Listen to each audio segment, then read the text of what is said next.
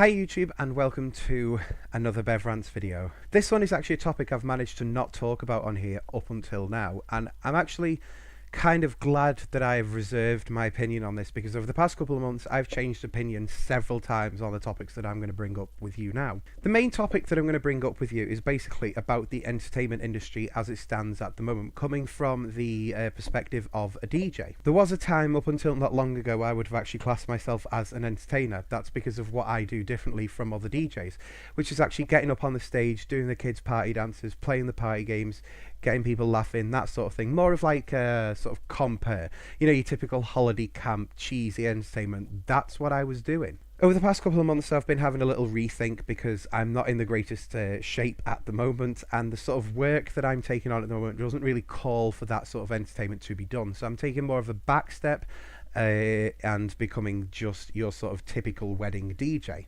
At the moment though, this industry faces several huge problems, and they are problems that we all need to work at in order to be able to have a good time at a party. Let me give you an example about what I mean. I was doing a party about 2 weeks ago. It was a child's christening. It was on a Sunday afternoon, that sort of thing. I think it was about like 1 in the afternoon start, due to go on until about 6 or something like that. Like kind of your typical sort of christening sort of party. Everyone gets together after the church. It's usually quite a lot of people. You have the buffet nice and early, that sort of thing. As a smoker, obviously I have to go under UK law as it stands at the moment, which is basically that no one can smoke inside a public venue. So wherever I'm DJing, I have to go outside. And that usually just means, from a DJ's point of view, just find a mega mix that's appropriate, stick it on, and you can go outside and have your smoke. While I was outside having a smoke, a woman and her partner walked out of the building, and I just happened to listen to what the woman was saying. I was being quiet, there was no one else around me, so obviously I'm going to listen to what these two are saying. And the woman was basically complaining about the children in that room just being left to their own devices. They were running around, they were climbing on the chairs, they had these little toy swords and everything like that. And yeah, the woman is right, that is a hazard. And she was a pregnant woman, so of course she's thinking, if one of them kids runs into me, that could be damage to my unborn child. Now this is an issue that has crept up time and time again. It's certainly not a new issue for DJs to have to kind of deal with.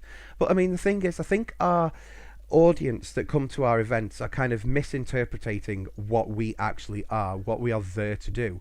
We are there to entertain, we are there to play music, and that is kind of it. I mean, what you have to remember is we are a DJ, we are not a childminder. We're not there to look after the children, we're there to entertain the children, but there is a limit as to what we can actually do before we have to go off and have legal checks and everything like that. So yeah, I do feel that people that come to a party of that sort, in fact of any sort really, if you've got children, they are your responsibility, and you need to be considerate of the other people around you. Now there is sort of arguments at the moment, with certainly kind of high profile stuff in the news at the moment, certainly in the UK, about people breastfeeding in public. Let me just be the first to say, I'm fully for that. I genuinely don't care. It's one of the most natural things that can happen. I'm not bothered. If it's in a room full of kids, let breastfeeding happen. You know what I mean? So, yeah, go for it. But what I do mean is the kids that are older, say from the ages of, well, I mean, even the young kids that are still like crawling around and everything like that, like they can find themselves crawling up a flight of steps, coming onto the stage and that sort of thing. What you have to bear in mind with other DJs, and certainly myself, is that we have some equipment that does get really hot. I mean, a smoke machine, for example, those things are literally red hot. And if your child comes near it, I mean, there's only so much that I can do before I have to just kind of let that child burn itself. You're the parent, you are still in charge of that child. That is not my responsibility as a DJ. One of the other main issues that is kind of affecting the whole DJing industry at the moment, and I think it is literally world over that we are developing this sort of problem. You go back to the days when you had like vinyls and CDs and cassettes and that sort of thing. If you went up to a DJ, it was quite acceptable for that DJ to turn around and say, I've not got that song, and that would be fine. When I first started DJing, I was working on CDs, and I had these 2 massive suitcases full of CDs, and you'd spend a little bit of time early evening picking out your CDs and just being like, well, yeah, I can play that one later on. Okay, what track is that on? And someone would come up to you and they'd ask for, say, Blame It on the Boogie by the Jacksons. So you'd think, okay, what CD is that on? Have I got that CD? What disc is it on? Is the disc scratched? what suitcase is it in? And you'd actually have to go and find a track. Now, the problem that we're finding more recently is that most DJs like myself have turned on to laptops.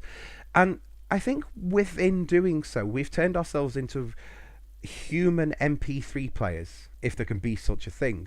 And by that, what I actually mean is now, these days, people come up to you and they ask for a certain song and they want it played next. Like, literally, a gig that I had earlier on tonight, it was 30 seconds towards the end of this song and the person was demanding that I played their song next. Now, yeah, if I've got that song, I can make that happen. But there's like 20 or 30 other people that have come up to me and they've asked for their song to be played next. So, I can't win with everyone. I still have to have a request list. I still have to work my way through that. I still, as a DJ, have to work out in my mind, hang on, I've got a dance floor full of people. What is going to keep them up? Is that on the request list? Is there a shout out with it? That sort of thing. It's not just a case of playing music. A DJ's job is actually quite difficult because you've got to build the crowd up. From the second that them people enter into that room, you've got to be working at them through music. You've got to tell this story. Now, when I say about telling this story, of course, I refer to more sort of like techno and house and that sort of thing. As DJs, we're sort of like, I don't know how you could describe it. Think of it as like an artist. We create this painting, but we use someone else's colours to do that. You see where I'm coming from with that? Like, we do it, but we're using other people's stuff to make it happen. That's what we do. And there are times when we will try to take you on a little bit of a journey. For example, typical wedding DJ is probably going to play about, 5 or 6 songs from the 70s, and then maybe take it up to the 90s, or bring it up to, I don't know, the 80s, the 60s, whatever it is. We have this little thing of, this is what's going to work to get the people up on the dance floor and keep them on the dance floor, and that is what we do. But a lot of people are getting us confused. They are just thinking we are a walking iPod. You can come and ask us for a song, we will bow down to your command. And it's a case of, well, no, actually, that is not going to get people on the dance floor. That's not going to keep people on the dance floor. Just leave me with it. A classic example of that would be tonight when I was at the gig. Now, most people watching this video will have heard of the song Tracy Chapman, Fast Car. We all know that song, right? Do you a fast car? That one. I'm excellent at singing, by the way. It's quite early on in the evening, and one of the party people came over to me and said, will you play this song? And I was like, yeah, okay, it will be towards the end of the night, because, that's one.